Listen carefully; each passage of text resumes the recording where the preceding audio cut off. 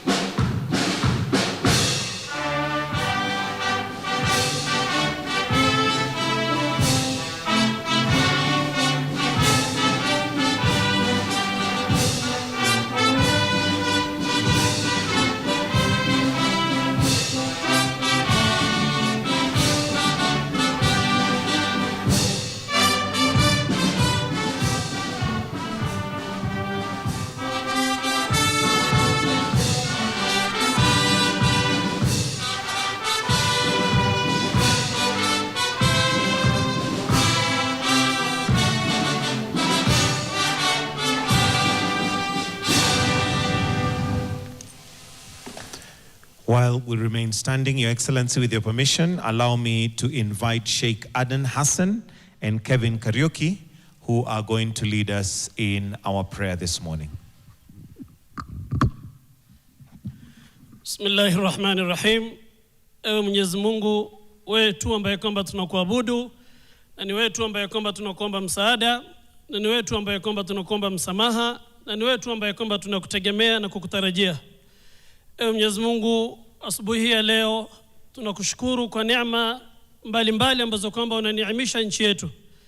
Ewe Mwenyezi Mungu, tunamuombea our host ambaye ni rais wetu kwa hikma na kwa busara ambayo kwamba umemjalia. Tunakuomba Mwenyezi Mungu, rais wetu ana vision kubwa sana na nchi hii.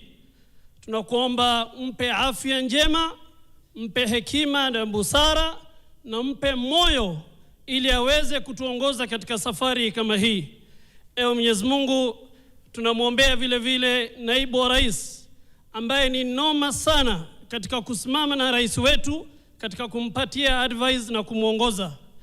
Ewe Mwenyezi Mungu, vile vile tunamuombea waziri wa wizara hii Alice Wahome na PS wake wa nguvu Charles Hinga, wanapokuwa katika harakati ya kumsaidia rais katika kuifanya Kenya iwe construction site kwa miaka zaidi ya 20 inazokuja. Vile vile Mwenyezi Mungu, kwa vision kubwa, kwa plan kubwa, kwa manifesto ambayo kwamba rais wetu anayo katika nchi hii, tunawaombea maadvisors wake ambao kwamba zile advice ambazo kwamba wanazitoa ndio imetufanya tuwe na kikao kama hiki na ma interns kama hawa. Vile vile Mwenyezi Mungu, tunaombea wale wote ambao kwamba wanasimama na rais wetu katika harakati hizi zote. Tunakuomba amani, utulivu ili vision kama hii iweze kutimia. Tunaombea ma interns wote, construction sites zote, tunaombea ma contractor wote, consultants wote, na wale wote ambao kwamba wako katika harakati kama hii. Wa sallallahu wa sallim ala nabina Muhammadin wa ala alihi wa sahbihi ajma'in.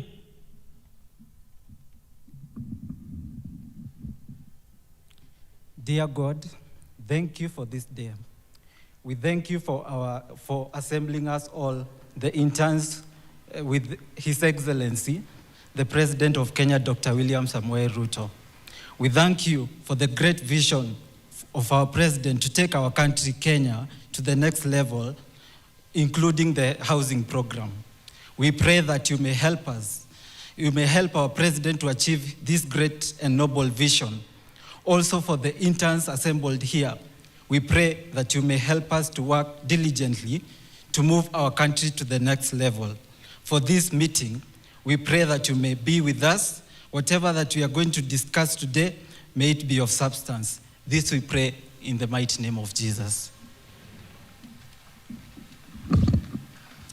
May we kindly take our seats.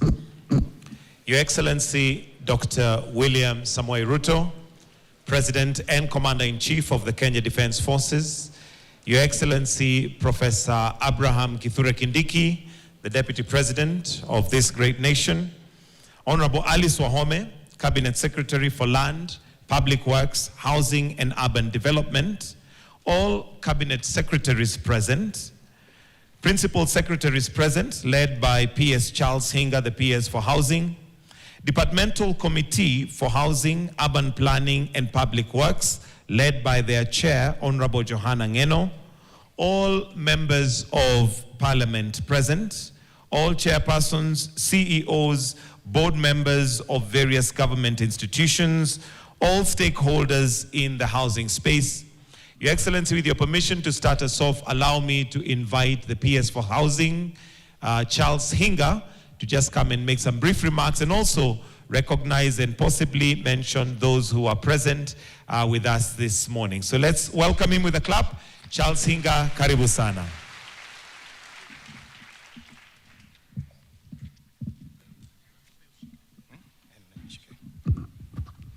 Your Excellency the President, I don't know how many people will understand how happy this day is for you. Because when a plan comes together, there is nothing that is more satisfying than seeing over 5,000 young people who have gone to school, they've worked hard, and had no hope and chance of getting opportunities because our economy has not been creating enough jobs. But today, it is a great day. And to start us off, Your Excellency, I'd like to recognize the various disciplines of interns that we have onboarded today. And I will call you, and it's a long list, and His Excellency has said he has enough time. So I don't know, Mike, you're not the timekeeper today, so the President is a timekeeper. So I'm going to start with the following disciplines: architects, architectural assistants, civil engineering, and construction management. Could you kindly stand up if you're in that discipline? Your Excellency, you can look at out of the 5,000 that we hired, we have got 240 architects, 52 architectural assistants, 366 civil engineers, and 52 construction management. Thank you very much and welcome to State House. The next lot is electrical engineering, mechanical engineering, quantity surveying assistant. Kindly stand up. Your Excellency, we have 359 electrical engineers, 214 mechanical engineers, 257 quantity surveyors, 63 quantity surveying assistants. Thank you very much and welcome. The next lot, I have structural assistants. Where are the structural assistants? Kindly stand up, and that 346 structural engineering assistant. Where are they seated? Okay. Then, Your Excellency, we have other disciplines that are supporting the program. We have got environmental practitioners, geoinformation, health and safety, interior design, land surveying. Where are you? Kindly stand up if you have mentioned your discipline. They're all seated around this side. Thank you very much. And that's quite a huge number. Then I have landscape architects, I have realtors. These are the people who are going to help us in selling these units. Valuers, social development, and urban and regional planning. If I have mentioned, please stand up. Okay, there they are. Quite a huge number. Thank you, you can be seated. Then, Your Excellency, we have got young people who are going to help us in communication, because this program is touching many lives, but often we find ourselves unable to communicate effectively. So we have onboarded communication and branding, digital marketing, data and entry clerks, and financial analysts. Where are you? Kindly stand up. There you can see them, Your Excellency. These are the people who are going to help us in spreading the word about this program. And then I have building inspectors. And as I say that, Your Excellency, one of the things that you have told us is that there are no shortcuts in this program. And I hope the interns who are here, you understand that these structures are going to house people, and we cannot afford any accidents. So please, no accidents in this program. So we have building inspectors, inspector civil engineering, inspector electrical. Kindly stand up. You see them there at the back. Thank you very much. Then, Your Excellency, we have got supporting services. We have supply chain. You can imagine, Your Excellency, this program alone, under one state department, I have got 1,378 contracts that we are running. So we need support services. So we have supply chain, we have legal, we have data science, information technology. Kindly stand up if you're in that category. Thank you so much and welcome. Then we have got a new utility, and that utility, Your Excellency, is gas. You all know that this affordable housing program, we are reticulating gas to the unit. So we have got gas inspectors, and then we have inspectors for plumbing and drainage. We have economists, we have actuarial, we have HR, we have gender and development studies, and we have got property managers. Kindly stand up if you're in that category. Thank you very much. They're all seated here, Your Excellency. You can see them. Thank you very much.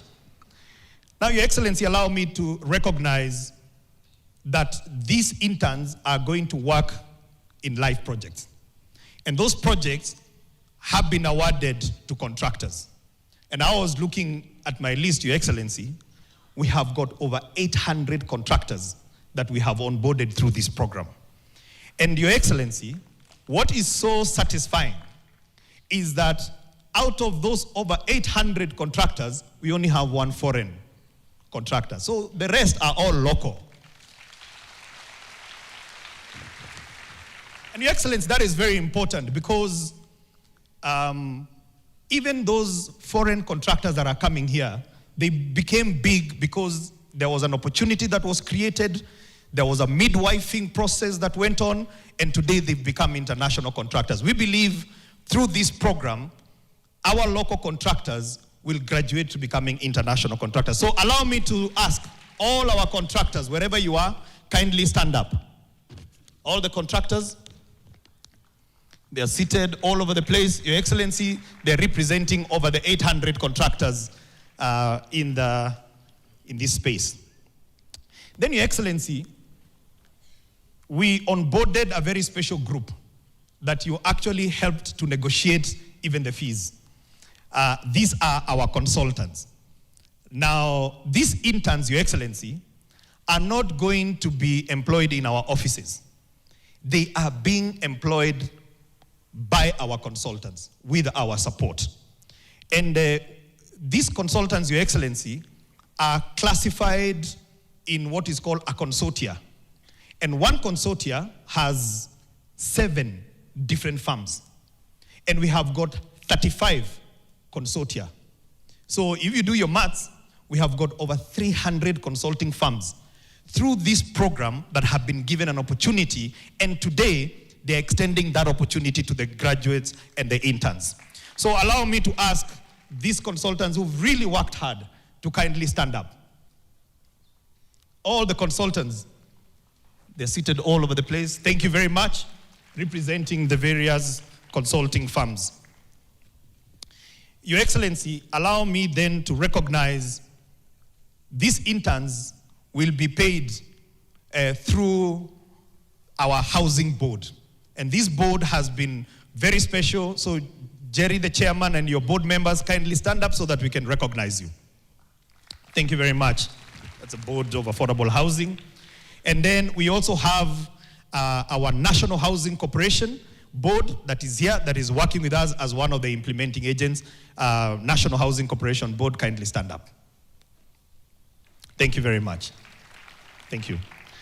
Your Excellency, I also have a very special mention to Safaricom. When you met the CEO in December as we were handing over Mukuru, they had a passion to support the interns. And today, they have said that all the airtime that will be used by the interns to communicate the data they're picking, that Safaricom is going to pay for it. And today I have Sylvia, I don't know where she is. Yes, Sylvia is our director. Thank you so much, Sylvia. And Safaricom for not tiring in supporting the government agenda. And Your Excellency, they are also considering giving the interns a tablet so that you have data. So Your Excellency, because we have the main course is coming up, allow me just to recognize my colleague PSs who have come here. Kindly stand up. I'm not going to mention you by name. Kindly stand up. Thank you very much, PSs.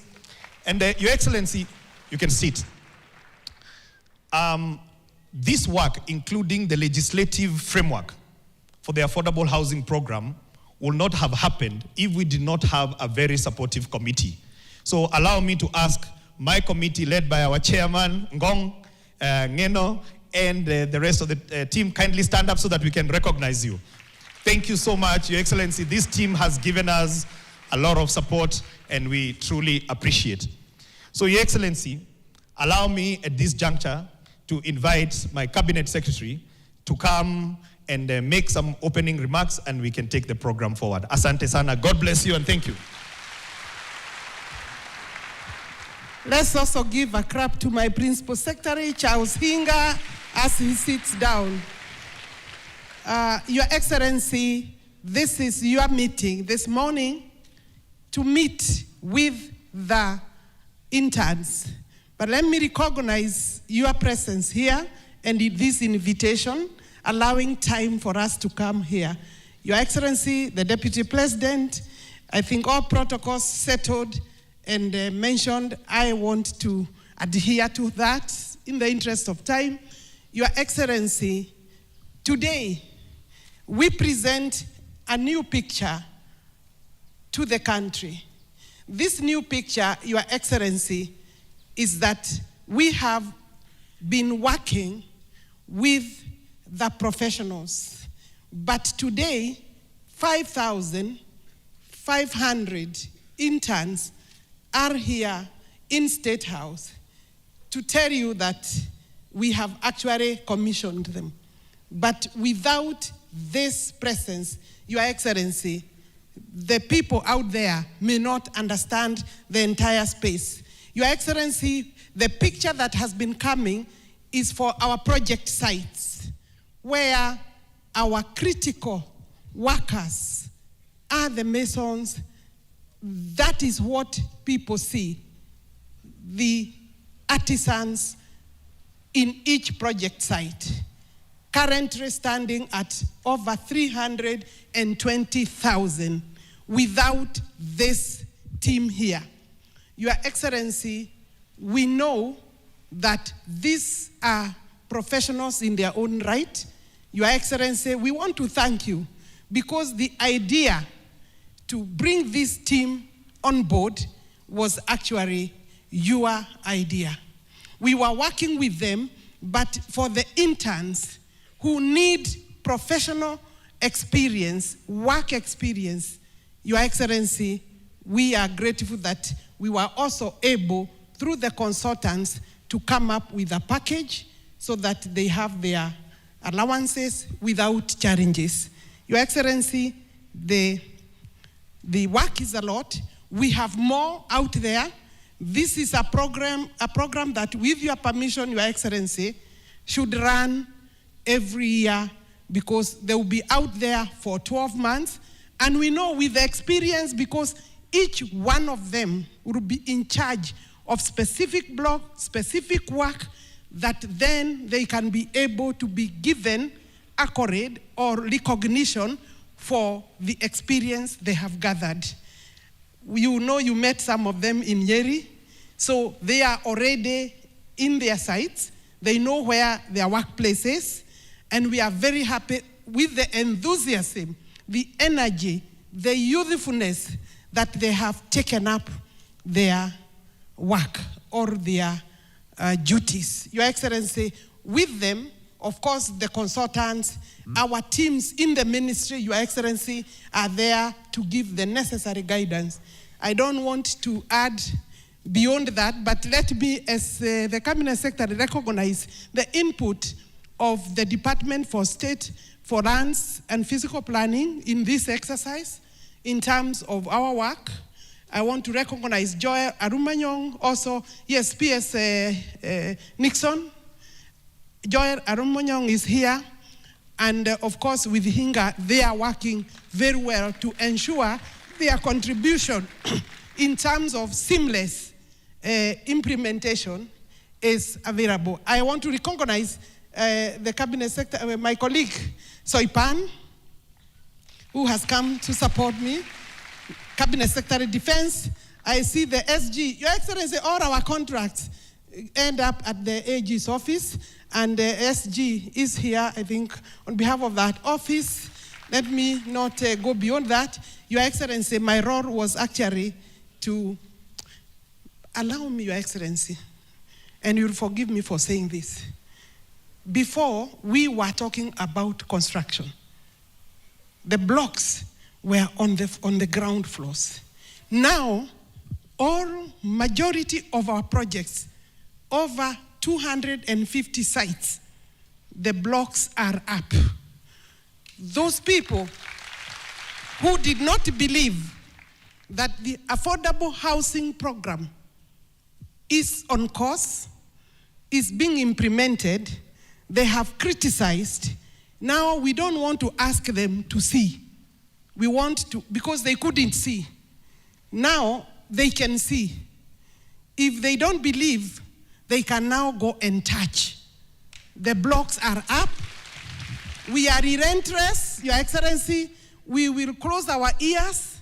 We will open our eyes. We shall remain focused to assist you in ensuring that this program is one of the most successful programs that your government will be able to deliver to the people of Kenya. Your Excellency, let me now invite His Excellency Professor Kithure Kidiki, and allow me to say, si huyu mungwana ni fire si fire, ni fire si fire, noma si noma, Your Excellency.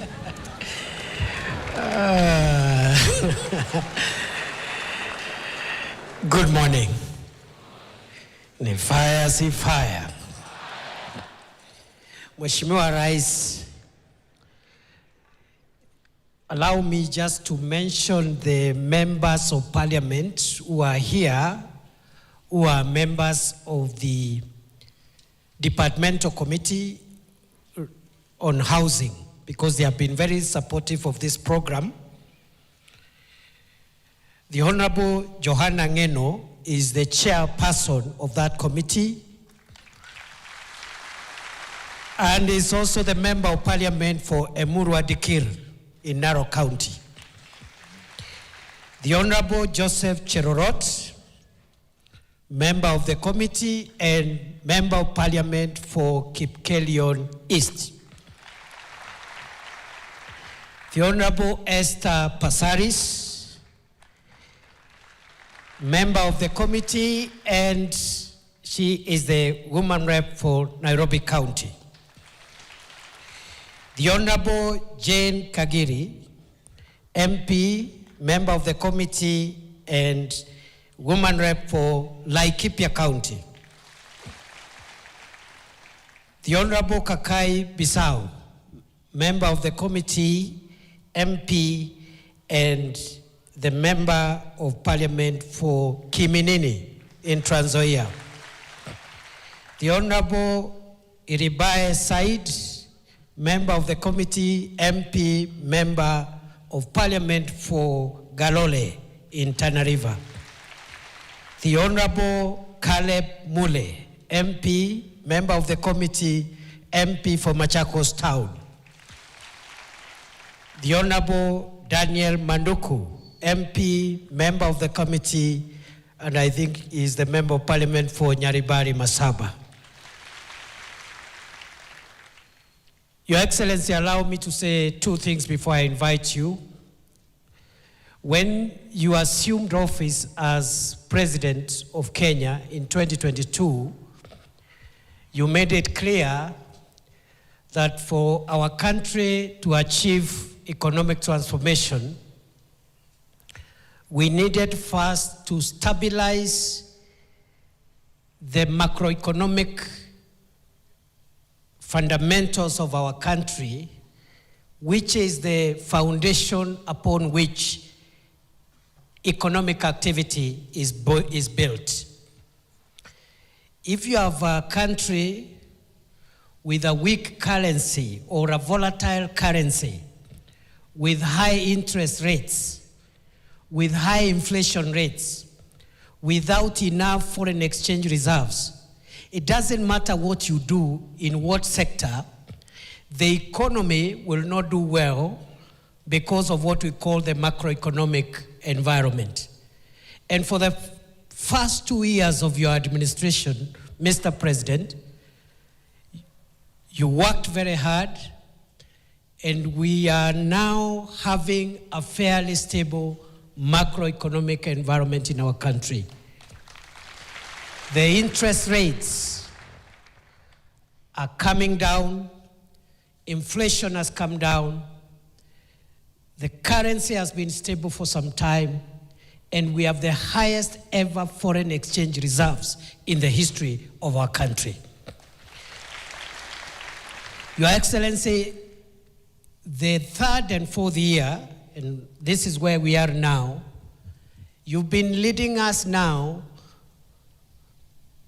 to move into building on the macroeconomic stability to create microeconomic progress, job creation, and expanding the economy to provide enough jobs and income opportunities for individuals, and also increasing household incomes. And Your Excellency, we are right on course under your leadership. And that underpins why we are gathered here today. Because every opportunity given to a Kenyan in terms of a job, in terms of an income opportunity, helps us build and move closer to the realization of the bottom-up economic transformation of our country, and it helps us realize the vision of getting Kenya from where we are today in the third world to the first world economic status. Therefore, Your Excellency, these interns, 5,500 of them, are part of the many other initiatives the administration that you lead is creating for young people and for Kenyans in terms of jobs and income opportunities. And today, I am a very proud member of the government that you lead, even as we celebrate this milestone. The last thing I want to say, Your Excellency the President, is this housing program, being one of the flagship programs of this administration, as the minister has said, is now picking off, and the consequences and the effects and the impact of this program are beginning to get seen and get felt. And therefore, the public housing program, this housing program, is going to be the driver of the housing sector, even as private sector supplements the housing needs of the people of Kenya. Your Excellency, so far so good. We must continue farming up on the professional standards and quality control systems that are in place to make sure that the houses that are being built are safe in the long term for the people of Kenya. And Your Excellency, we must start thinking through how working with the professional bodies that regulate some of the professions that are in the built environment, how going forward we must introduce and implement consequence management for professionals who, under their watch, they make decisions, which decisions ends up having the kind of situations we had 2 months ago when we had a building, of course not part of this program, that had collapsed somewhere in this Nairobi. There must be consequences for all professionals, as well as all the agencies involved, whether they are agencies of county government or national government. It must mean something for you to be a professional. And under your watch, or through a decision you have taken to approve something, something happens that affects the safety and well-being of the people of Kenya. I charge you, interns, to work with the consultants and your seniors in the profession to help us have very good outcomes of these programs and other programs in the built environment. Mr. President, you've done us proud. You continue shaping and improving the vision of a better Kenya, a more prosperous Kenya, a more inclusive Kenya. We will support you, and I want to congratulate you for the milestone that we are here to celebrate today. Na kwa sababu rais umeleta hii mradi, hawa interns wameniambia wamefurahi sana, umewapatia nafasi ya kuanza maisha yao ya taaluma zao. Without this opportunity, Your Excellency, what Kenyans require is an opportunity to get started, and they will be able now to use that network to build on their future. Na kwa sababu rais umefanya hiyo mambo, our interns wameniambia nikwambie wewe ni fire. Rais Ruto ni fire, si fire. Rais Ruto ni fire, si fire. Naomba tusimame tukaribisha rais. Wacha nisikie makofi ya rais, makofi ya rais, makofi ya rais.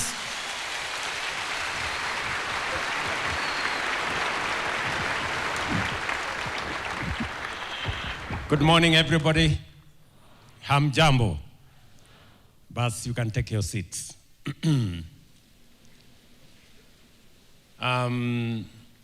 Mr. Deputy President, all the other leaders present here, members of consulting firms, our construction companies, and the people of the moment, interns in the construction industry. Everybody, I want to welcome you this morning to this very important occasion. I am very happy, truly, that we are having this meeting. When I see the men and women here, professionals from the construction industry, professionals who are planners, surveyors, quantity surveyors, engineers, whether they are electrical engineers, they are mechanical engineers, structural engineers, people who work in the ICT space, and the host of professionals that are represented here today. I am very proud that indeed the housing program is maturing, and we have professionals, we have workers, we have companies, we have consulting firms in the equation. And let me begin first by saying that this moment is a very consequential moment, so to speak. Very consequential because our country, Kenya, I remember when we went out for the campaigns, one of the single most asked matter by citizens was the millions of young people who get out of school, get out of college, get out of universities, and there isn't a concrete plan on how and where they are going to work. And it was one of the issues that has always been discussed in this country. And therefore, we set out to have a conversation. And we set out to have a plan. And we put our ideas together. And we rolled it into a manifesto. And today, this is one of the meetings that confirms that the manifesto was not a piece of paper, that the manifesto was not a newspaper, that it was about a plan, about real issues affecting real people.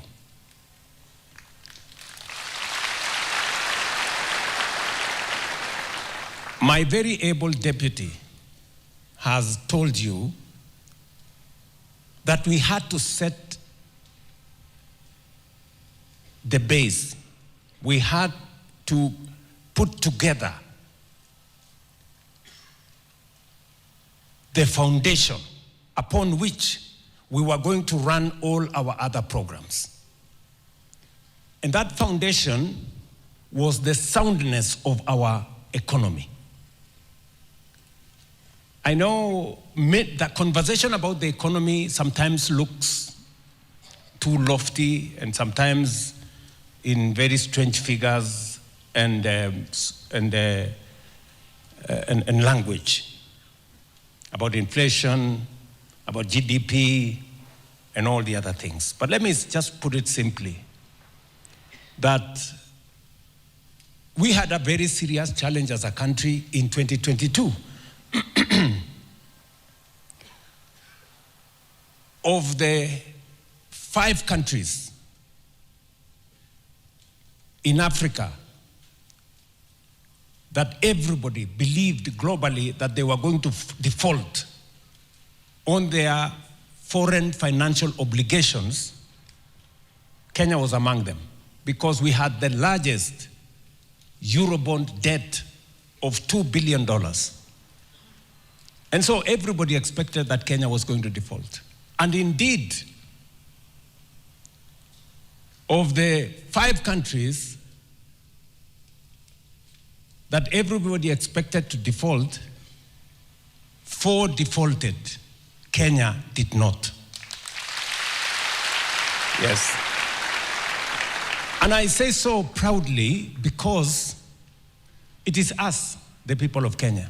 It is the government of Kenya. It is the professionals that we have in this country that we sat together, figured out, eliminated what was not necessary, removed unnecessary subsidies in fuel, in unga, in all manner of spaces, cut down on expenditure. I remember we had to reduce the budget. We went to parliament. We reduced the budget by 300 billion Kenya shillings. And it was tough, you know?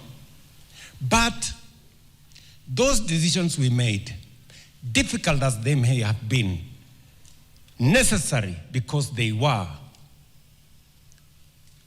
made our country escape the shame of defaulting on our foreign obligations. We have since built a farmer foundation. We have made the necessary decisions. Today, I can confidently stand before this gathering and before the people of Kenya that our economy is way different from what it was in 2022. Inflation has come down from 9.6% to 4.5%. Our dollar exchange rate that had gone all the way to 165, today it is 129 and coming down. Just watch this space in the coming months. Our foreign exchange reserves that had come down to almost 2.5 months of import cover, about $7 billion. Today, our foreign exchange reserves has risen to $12.3 billion, the highest in Kenya's history. These are numbers that I am not telling you. These are numbers that are available in any financial metrics. Our economy has grown, and now we have overtaken Ethiopia, we have overtaken Angola. We are now the 6th largest economy in Africa. That is Kenya, by the way, just in case you are wondering which country I'm talking about.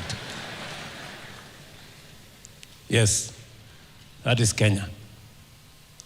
The one that I hear some politicians say is a failed state.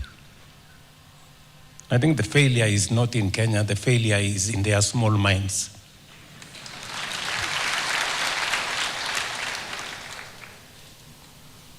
And upon that foundation, we have built the rest of the plan. We have built the rest of the plan. And because I am talking to interns, I am talking to people who've just gotten out of college, out of university. We all know that any country that has made any meaningful development, they have done so by building their human capital. Education is significant. And that is why today, as I talk to these interns, we are giving them an opportunity for you to go and experience in live infrastructure projects, not in simulated environments, in life what you have learned, and to sharpen the skills that you have learned, and to actualize some of the things that you learned in classroom. We have also equally rolled out a whole plan on how to make our education relevant to the requirements of today and the future. We have increased the budget by significant amount from $500 billion in 2022. This year, these members of parliament will tell you, we have a budget of $702 billion for our education sector. Why are we doing that? Because education is important. I see some people try to talk about education. And I want to tell them, in 2022, we had huge challenges in the education sector. We had a chronic shortage of teachers. We had a chronic shortage of classrooms. 21 of our universities were technically insolvent because of funding challenges. Most of our TVETs had serious problems because of funding. I stand here today to tell you that we have sorted out all those issues. Number one, we have hired, as of this January, 100,000 teachers in the last 3 years. No other administration in Kenya's history has done so. We have built 23,000 classrooms. And we have provided resources under our new student-centered model that does not give money to a university. It makes sure that every student is assessed as a student, and we give them scholarships on the basis of need and merit. And ask any vice chancellor today, ask any vice chancellor. They will tell you they can now pay salaries, they can pay their suppliers, they can even pay taxes, and the universities are getting out of insolvency. That is important. We have presided over two very important transitions when we set up the competence-based education, which I believe in 100%, because we must reform our education so that it is in tandem with the requirements of the future. And when we designed the competence-based education, it was supposed to make sure that education does not just be about formal learning and passing exams and that kind of thing. It was about transferring skills, creating knowledge, and making sure that we prepare our human capital for what is right and what is necessary for us to move Kenya to the next level. Today, exams have ceased being a life and death sentence. You accumulate part of your final result over time. Exams today only account for 60%. 40%, everything else accounts for it. There was a time exams were managed by the police because it was life and death. We have removed the police from managing exams. Exams is part of learning. It must not be a life and death issue.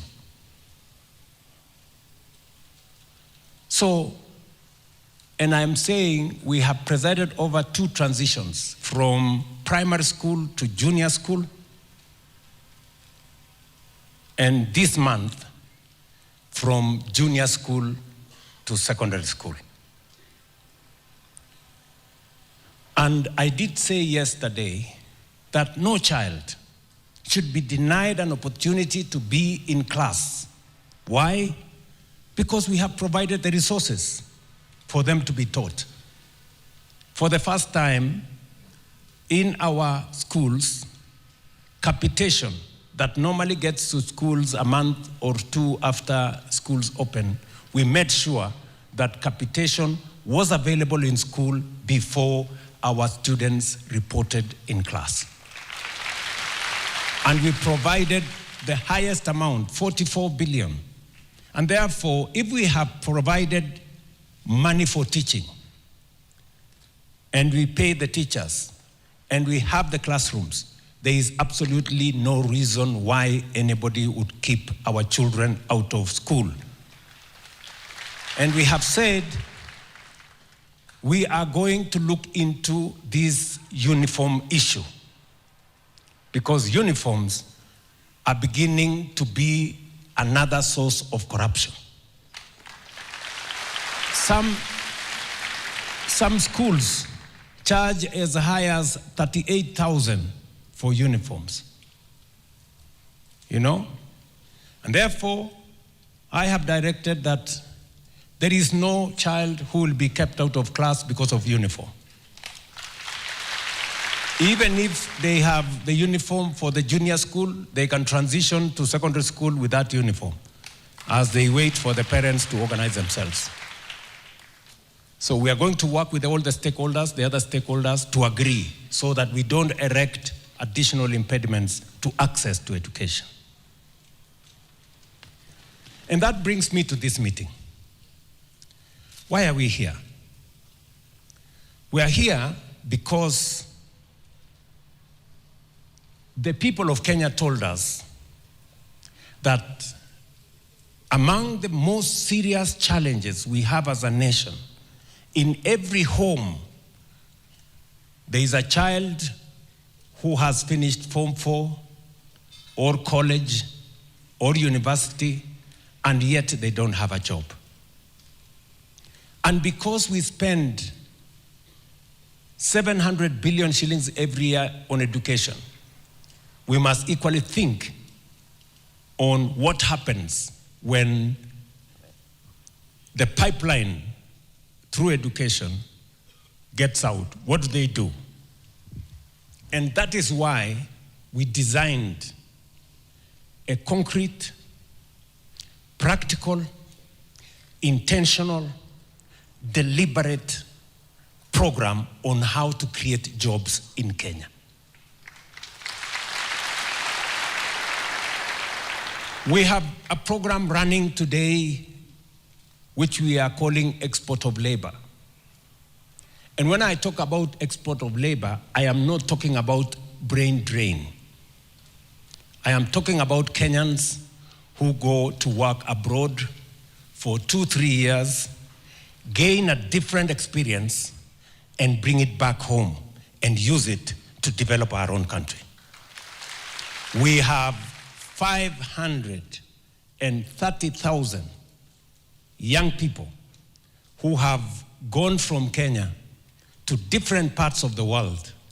Today, they are monetizing their knowledge, their skills, their expertise, their talents, and our remittances in Kenya has gone up by $1 billion, $1 billion. It was 3.8 billion in 2022. Today, it is $5.2 billion every year.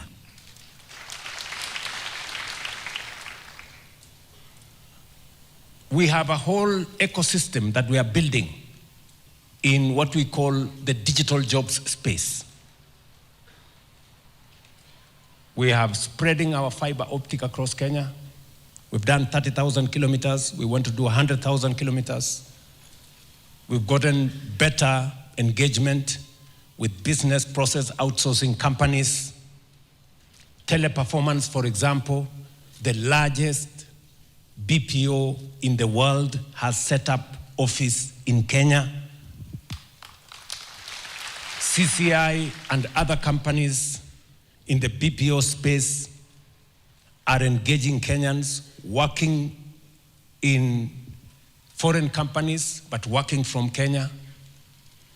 We have ICT hubs that we are building around the country. We have Jitume centers that are rolled out around the country. In every Tibet, we have made sure that there is an ICT hub. And today we have 300,000 Kenyans working in the digital space, earning money in dollars and working from home in foreign companies. Deliberate, intentional. And then we have public infrastructure. And that's why we are here today. Public infrastructure. And let me tell you, creating opportunities for employment using public infrastructure is not a new invention. You know? It is what is tested and tried globally. America, for example, in the 50s, for those of you who follow history, in the 1950s, the interstate highways that were built to get America out of recession created millions of jobs. It was intentional. If you go to Europe, if you go to Germany, for example, to get Germany out of recession, the Autobahn industry was created to deal with roads, bridges, highways, and created millions of jobs. Recently, in Philippines, what they called build, build, build. Again, just recently, 2016 to 2022, Philippines created 6.5 million jobs using investment in public infrastructure. So what we are doing in Kenya is not an invention. It is what is tested, what is tried, and what works. When we rolled out this housing program, it wasn't a new thing. National Housing Corporation was registered in 1960? 1953, I'm told, by the chair there. Almost earlier than South Korea and Singapore registered theirs. Right? But we have been, battling with what we do with it. How do we do it? It was there. We went to slum upgrading. It was there in the manifesto of every political party. For the last 30 years, housing has been a permanent feature in every political party's manifesto. In fact, in the last election, housing was in the manifesto of Kenya Kwanza and was in the manifesto of Azimio. Right? But when it came to implementation, my friends, politics took the center stage. Oh, Zakayo, Sijui. That's how I became Zakayo, all right? Never mind. At least today, we have close to 6,000 people here, professionals, engineers, planners, surveying engineers,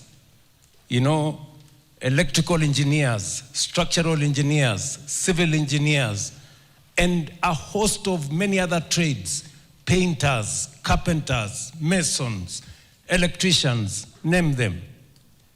We have a whole ecosystem of people, professionals who work now in our construction industry, building houses, building markets, building hostels, and the face and skyline of Kenya is changing.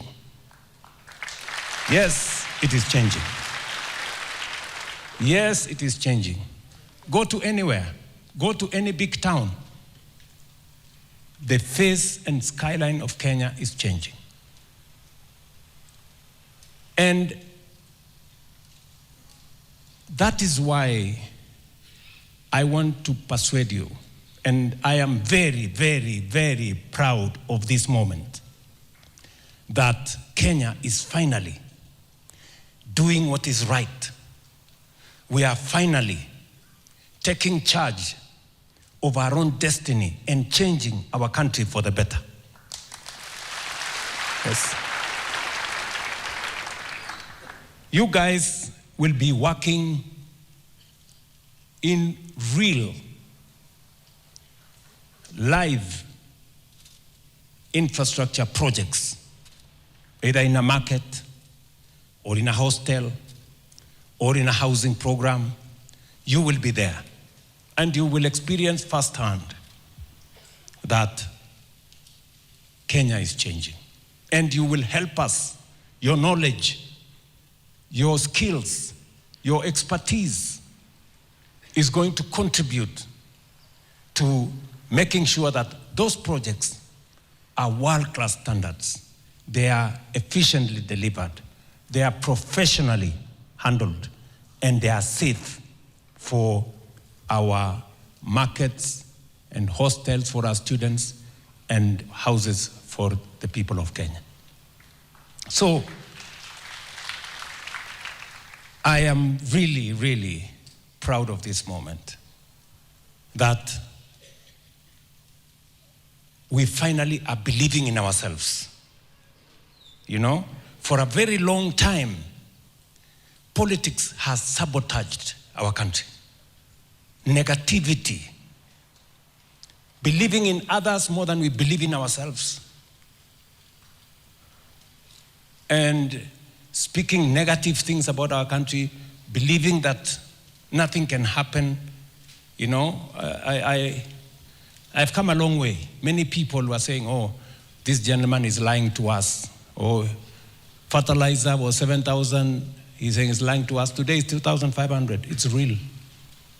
Oh, he was going to hire teachers. We have hired 100,000 teachers. It is real. Oh, so SHA is real. 28 million people are registered today in SHA, and SHA is working. Oh, I don't know. The economy is not telling us the truth. Today, the numbers don't lie. Oh, affordable, this housing fund is a slush fund. They are going to steal all the money. Oh, you know, William Ruto is the one supplying cement. I don't know, he's supplying steel. Nonsense. Today, the houses are there. They are staring at these people. Stubborn, as always. So, good people, let us believe in ourselves. Let's believe in our country as we believe in God, because this country is going to be changed by us. And therefore, I charge you, young people. I say so because I'm old enough to be your father. Many of you are what, 30? Less? Yeah. Anybody who is below 35 is old enough to be my child. So, I want to charge you. The housing program today, we have signed contracts for 600 billion. How much? And this is our money. We didn't borrow it from the IMF. We didn't go to the World Bank. We didn't go nowhere. This is our money. We are using our money. We are engaging our companies, Kenyan companies. We are engaging Kenya's consulting firms, professionals. We are using our raw materials, and the young people of Kenya, including the interns who are here, are at it, transforming our nation. It tells you there is nothing that we cannot do if we believe in ourselves and if we provide the right leadership. If I was a coward, this project would not have happened. Vile walinipigia makelele hapo, oh, Zakayo, maandamano, nini. This project would not be there. We would not be having this conversation with these many young people. So, let me ask you, as I finish, and to thank many people who believed in Kenya. Many public servants, public officers, working Kenyans who contributed to the housing fund. They are the heroes of this program. They are the ones who have made this program what it is. And I want to encourage them that every cent that they have contributed to the housing fund, I take full responsibility that it must be put to good use, and it must develop the houses, the markets, the hostels, money that was meant for it. I must thank our professionals, consulting firms. They are great patriots. Wapigie makofi. I know I haven't had a moment to say this, but I will say it again. These consulting firms, our architects, our engineers, our surveyors, and all the people who have made housing, markets, hostels possible, they have made a very big contribution. Just imagine, their fees ordinarily would be anywhere between 8% and 12, 13, 14%. Ordinarily, that's what their fees is supposed to be. I called these people. Jennifer was there, right? We sat in a room there called number 6. And I told them, listen, you know, this is our country. Let's believe in ourselves. You people, you do one house here, one house there, one block of flat there. We want to give you skill. Let us negotiate the fees. Do you know how much we pay them today? Instead of 14% or 10%, we only pay them 2%. And they have done a wonderful job. Wapigie makofi. They've done a wonderful job. When I write my book, finally, about this housing, these consulting firms will have 2 chapters. They have made a huge contribution. I recognize that. I really do. I recognize that. That you believed in this country and you said, we also want to make a contribution as professionals. And today, as I roll out this program of interns, we are going to pay a small stipend to these interns. Yeah? And I want to say, as we pay a small stipend to these interns to be to help, for them to learn and help us supervise the sites, they will be working under the consulting firms. They will be literally part of your labor force. So we have consulted. I did ask the ministry to give me some numbers. And we have agreed that for the sacrifice you have shown as consulting firms, we are going to increase what we are paying you from 2% to 3%.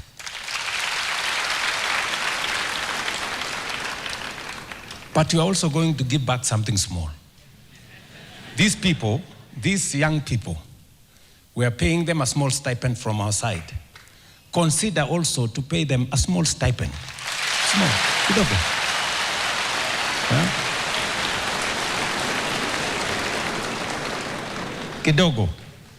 I am not going to give you any figure. You people go and decide. These are people who will be working in your offices. They will be helping you supervise your sites. Just be considerate and see how you can. Because much as they want to learn, they need to go home, come back, pay rent a bit here and there, and survive. Yeah?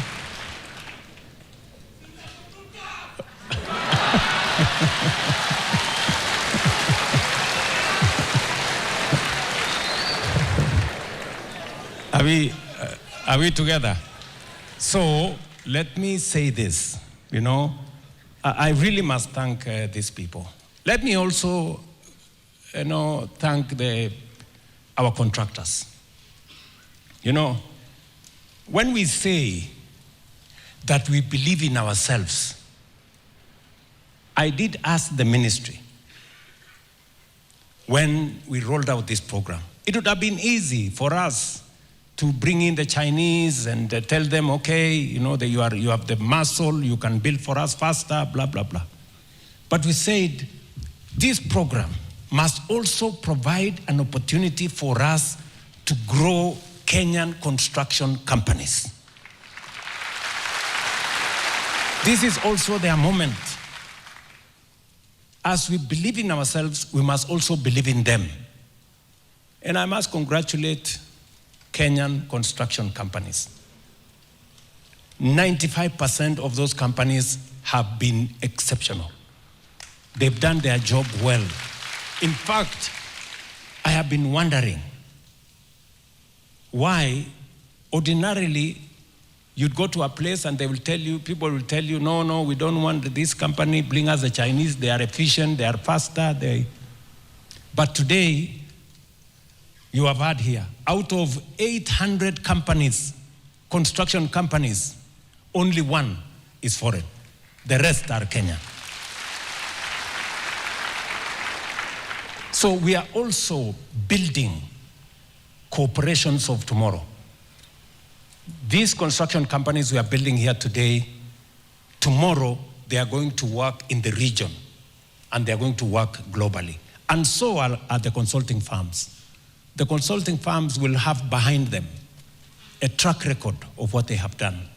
And when they apply for the next contract, they can list a retinue of projects they have supervised.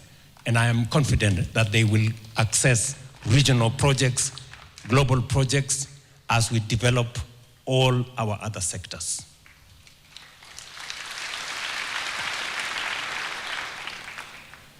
Let me conclude by saying this. The construction industry that I speak to here today is just 2 years old. We have 240,000 housing projects, some towards completion, some halfway, some in different categories. We have 400 modern markets being built across Kenya. We have hostels for 182,000 students in universities, TVETs, Kenya Medical Training Centers, and in other colleges under construction. As I have told you, we have contracts of 600 billion Kenya shillings. We have 500,000 Kenyans working. We have professionals from different fields working, and this program is just started. It's just started. We are going to be here in this construction space for the next 25 to 30 years. So, prepare yourselves. Yeah? Mujipange. And for you guys, this is a launch pad. It is not a stopgap. This is internship. Do you understand what I'm saying? It depends on what you do with this moment. It depends on what you do with this moment. This moment, the opportunity you have to be an intern will make you either the next professional, to work in the next consulting firm, to start your own. The future is yours to decide what you do with this moment. All right? I was told the dream is free, the hustle is not. Mwende mujipu. Lazima ujitume. Yeah? Sindio? So, you guys, you have a moment of history in your hands. All of us as a country, we have a moment of history in our hands. And we are not just talking about this construction space around housing markets. You've heard me.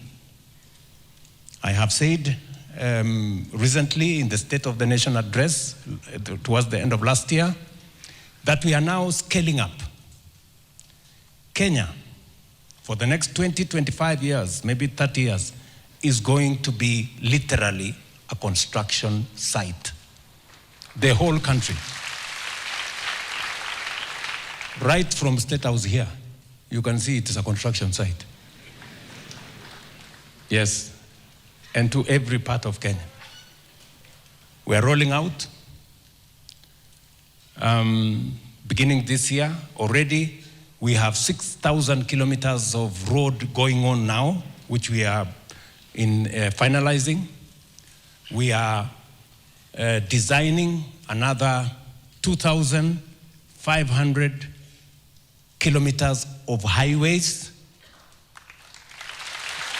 Rironi, Mau Summit is just the beginning. I have said we are rolling out Makutano, Embu, Meru, all the way to Maua. We are rolling out Nakuru, through Nyahururu to Laikipia as a dual carriageway. We are taking from Mau Summit all the way through Kericho to Kisumu to Malaba, and from there to Nakuru to Eldoret to Malaba. We are doing, you have a list of where we are going. And we are doing another 28,000 kilometers of tarmac. Listen, it looks a bit crazy. We have built 20,000 kilometers of tarmac for 60 years. In the next 7 years, we want to build 28,000 kilometers. Sawa? And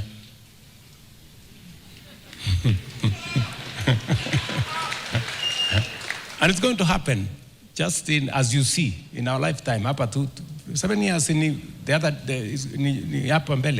we're going to do it.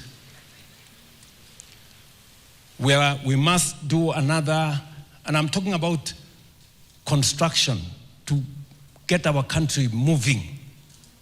We're going to do, as I have said, 50 new mega dams, 200 medium-sized dams, and thousands of small dams across the country. We're going to do another 10,000 megawatts of energy. And for your information, we have the money to do it. Yes. Tuko na pesa ya kufanya hiyo kazi. Mnanielewa? I know you don't believe me. We have the money to do it. Pesa is not the problem. The people, these professionals is not the problem. Look at these companies. Many people, if you told them we are going to build all these houses, wangekuuliza iko wapi kampuni ya kufanya hii kazi. Today, we have 800 companies, Kenyan companies, doing this job. Hakuna mtu tumeenda kutoa Ulaya kuja afanye. They have signed 600 billion shillings of projects, and they are doing them. Hiyo high-rise yote mnaona dunia hii yote. If you go to Kisumu, go to Migori, go to Kakamega, go to Bungoma, come to Eldoret, come to Nakuru, Thika, wherever, all those houses are built by Kenyan companies. We have what it takes to transform our country. And we have started the process of raising the money to do it. I said 5 trillion. Yes, we have the means to raise 5 trillion. Na itachelewa, by next year we will have raised all the 5 trillion. Na Kenya itasonga mbele. Sawa. This is not about politics. This is not about the next election. This is about transforming Kenya. Sawa. You know, and I want to ask some politicians. The other day, we all agreed that divesting, privatization, is a prudent way of raising resources. When we went to the market, today we are in the market on the Kenya Pipeline IPO. It's going to democratize the ownership of a public asset like Kenya Pipeline. Today, you as an intern, you can buy shares in Kenya Pipeline. And I want to ask every Kenyan, with only 900 shillings, you can buy 100 shares of Kenya Pipeline. And you can continue and buy more and buy more and buy more. Let us all own a piece of the good that we have built together. But you'll hear some people saying, why are you doing this? This is wrong. The same people who told us, who agreed with us, let's do it. We're saying we're divesting a portion of Safaricom to raise money. They tell us, oh, who negotiated? Where is the committee that negotiated for the price of the shares? Really? Any public listed company, the tested, proven, transparent valuation is done by the capital markets. It's done at the exchange. It's not done in boardrooms or by committees. So I want to tell those people who are giving us lectures about what we are doing with the IPO on Kenya Pipeline or Safaricom, they should spare us their political conmanship and intellectual deceit. We don't need it. We want to move the country forward. In the next 1 month, we are going to raise 110 billion shillings with the Safaricom, with the Kenya Pipeline IPO. We're going to raise another 240 billion, maybe, or thereabout, with a divestiture from Safaricom. That is 350 billion Kenya shillings. With 350 billion, we are going to leverage, and we will have between 3.5 and 4 trillion shillings to be able to run all our projects. Akili.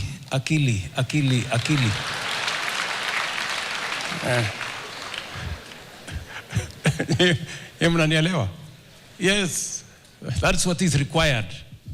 For a very long time, politics has sabotaged our development, small-time politics, and that's why I tell these people, we are going to change Kenya in our lifetime. When I talk about moving Kenya from the third world to a first world, I mean it, and it is going to happen right before our eyes. It is going to happen. Tunaelewana, my friends? Tuko pamoja. So believe in yourselves and let us believe in our country as we believe in God. Nothing is impossible. We are going to change this country. Kenya is moving from third world to first world by all means possible in our lifetime. Sawa. I can go on, but let me stop there. Thank you very much for listening to me. Wonderful, wonderful. Another round of applause for His Excellency. I'll request that we kindly take our seats. Let's take our seats. Your Excellency, with your permission, will now transition to the panel discussion. Our first panel discussion is women in construction. It has been long said that it's a male-dominated industry, but through the affordable housing, there is proof that this norma has been divulged, and as a result, we have very many women in construction. This session is going to be moderated by the PS Housing, PS Hinga. So as we put this together, let's put our hands together as we welcome PS Hinga, who is briefly going to give us the bios of the contractors who he's going to be having this discussion with, together with His Excellency. Karibu.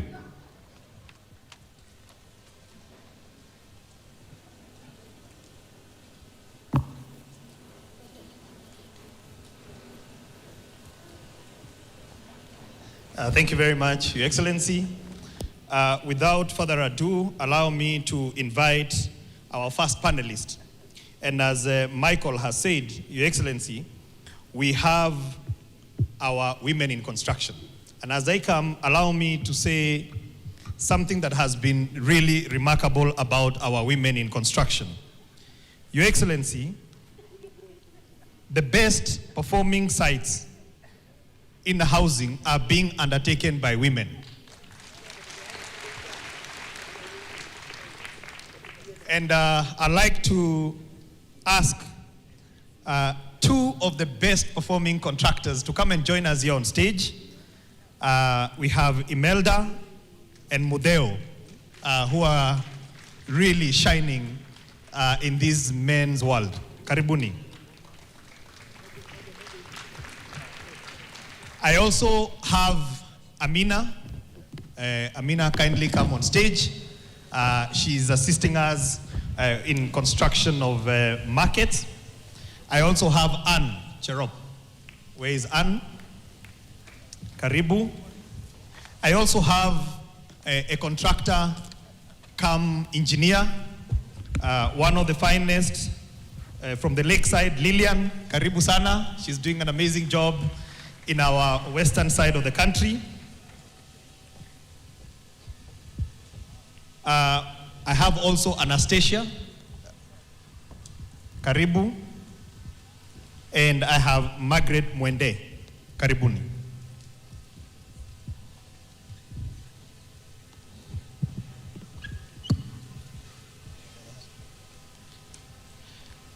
And then I'll also ask your friend Jennifer, Your Excellency, to come and sit next to you.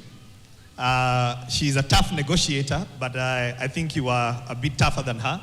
But I'd like to ask Jennifer, who negotiated for the consultants, to come and sit right there next to His Excellency. There. And ladies and gentlemen, allow me now to invite His Excellency the President to come and join the panel.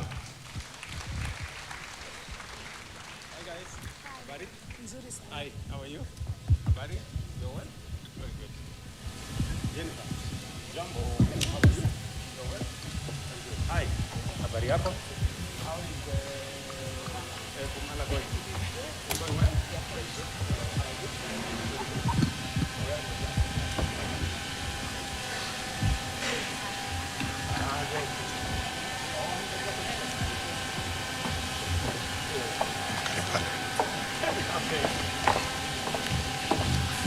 Thank you very much. Your Excellency, this is a conversation with these wonderful ladies that represent a universe of a well-performing contractors in the country. Because it's a conversation between them and yourselves, I just want to ask each one of them to introduce themselves, what they are doing, and give us a snapshot of your experiences of this program, what this program has meant to you in your sector, and compare and contrast where you are, where you had irregular opportunities, and now you have got big opportunities. So allow me to start from that side, and then we will pick up the conversation with His Excellency. Kindly introduce yourself. My name is Margaret Mwende from Kitui. That's okay. Let me start again, Your Excellency. My name is Margaret Mwende from Kitui. I was doing ESP market and it's already completed. Thank you, sir. My name is Amina Abdunur Ali. I'm a contractor.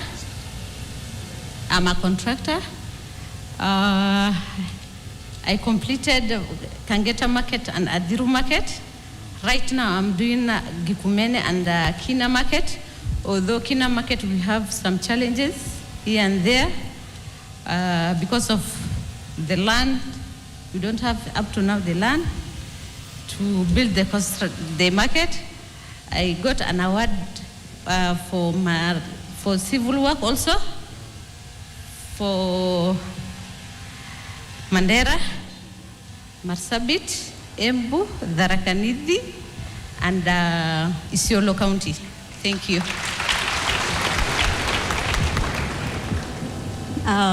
Your Excellency, my name is Imelda Mutuko, and I'm a contractor. Currently finished Bumala Market, starting Bale Market, all in Western. I would like to, first of all, thank you so much for the opportunities that we've gotten as women. This was not possible before, but now we are getting a lot of support and we are being believed in to do this work. And we would just like to say that, first of all, that's a good thing. Beyond this, I would like to say that I am very pleased because when you came to Bumala, your word was, you people support this young lady, she is here to work, and I got a lot of support. And I'm hoping to get more support as we go forward. Thank you very much. Your Excellency, my name is Jennifer Musimi, formerly the president of IQSK, very instrumental in creating this program. We sat with you, we negotiated well, and we did a very good job, a good thing to provide job opportunities and an opportunity for the professionals in a built environment to trade with the government after a very long time. And they can attest that they've handled projects of values they've never handled since inception to the 10 billions, and it's going on. We are employing now interns and many assistants in our farms in a way that even when I left, since I left university and started my farm, we could never have done. It's a very transformative thing we did. It's very enlightening. It's growing everyone. And I want to thank you for supporting us. Thank you.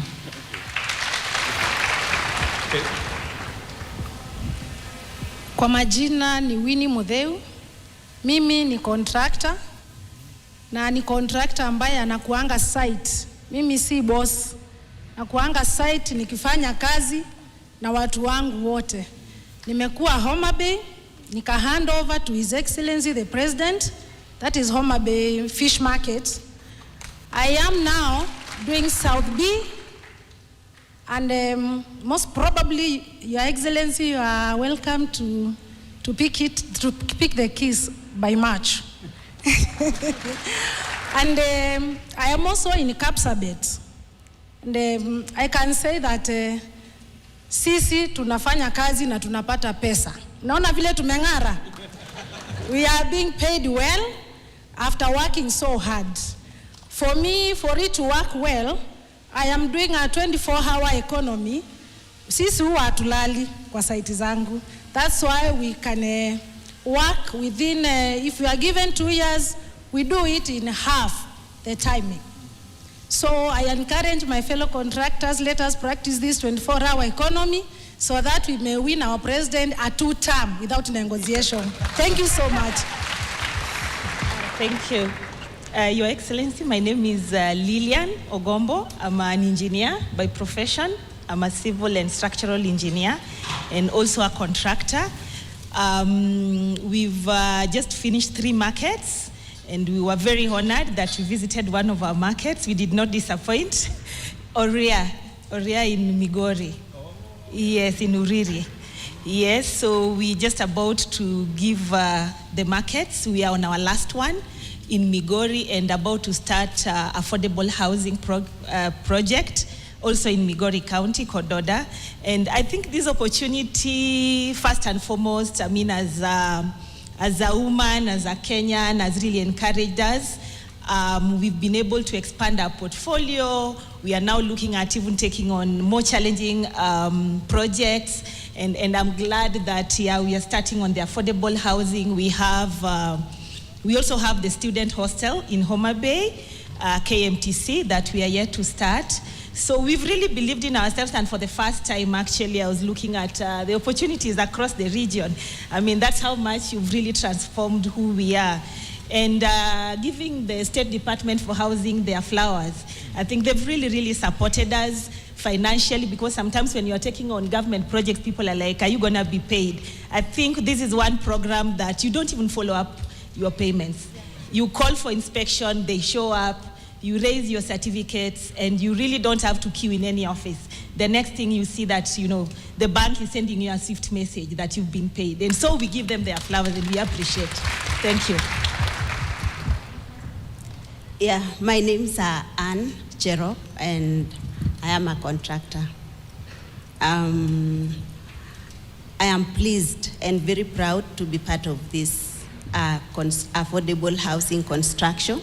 I have a site in Nairobi, and Kasarani, Kamiti, and Kidiwa, Phase 3.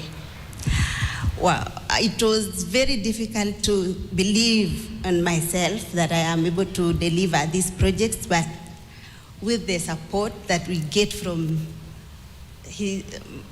Bwana PS, it is amazing. We get paid.